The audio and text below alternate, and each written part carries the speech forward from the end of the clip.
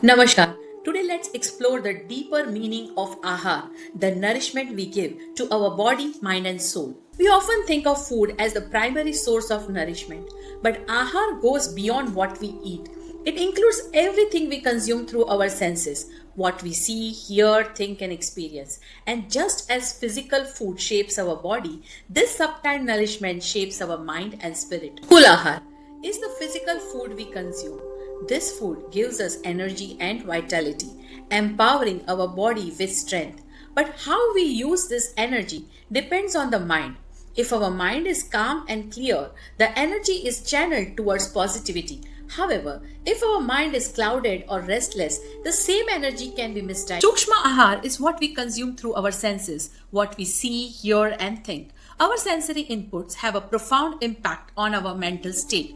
Just as healthy food keeps the body balanced, positive sensory input keeps the mind at peace. Often we get trapped in the bandhan of Vishaya, sensory objects. We become attached to what we see, taste, or experience. This attachment to desires leads to more pain and less happiness. The more we are bound by desires, the more we suffer and the less we enjoy. But what if we could detach from these desires? This is the essence of Nirahar. When we practice Nirahar, the power of sensory objects over us fades. It's not just about avoiding food, but also about realizing detachment to sensory pleasures. Achieve Nirahar, we practice Pratyahar, the withdrawal of senses from external objects. Pratyahar is the process of turning inward, allowing our senses to disconnect from the world outside. When our senses no longer grasp for external objects, we can reach higher state of concentration and meditation. If there is addiction or suffering, when we can't have the particular food or sensory experience, that is what creates the problem. It's not the object itself, but our attachment to it. The more we cling to desire, the more we suffer.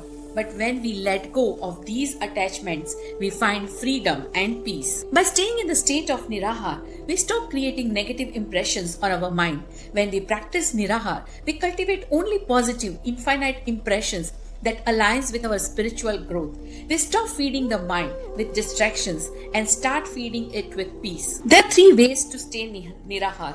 The first is renouncing sensory objects and their enjoyers. This means letting go of not only the objects of desire, but also the people and the environment that fuels those desires. Second is mental renunciation. The second way is to let go mentally, detaching from desires even when the objects are present.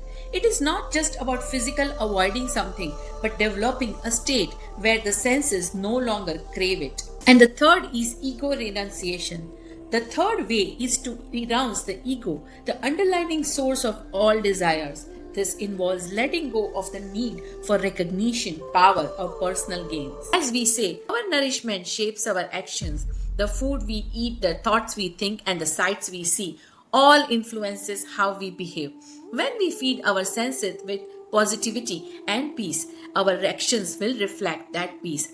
But when we consume negative energy, it manifests in agitation and restlessness. In summary, ahar is not just about the food we eat. It's about what we consume through all our senses. To live a life of peace and spiritual growth, we must be mindful of what we allow into our mind and body. By practicing Nirahar or choosing Yuktahar, we can break free from the bandhans of desires and live with clarity and purpose. Thank you for watching. Let's be mindful of the ahar we choose today through our senses, our thoughts, and our food. Choose peace and let it nourish your soul.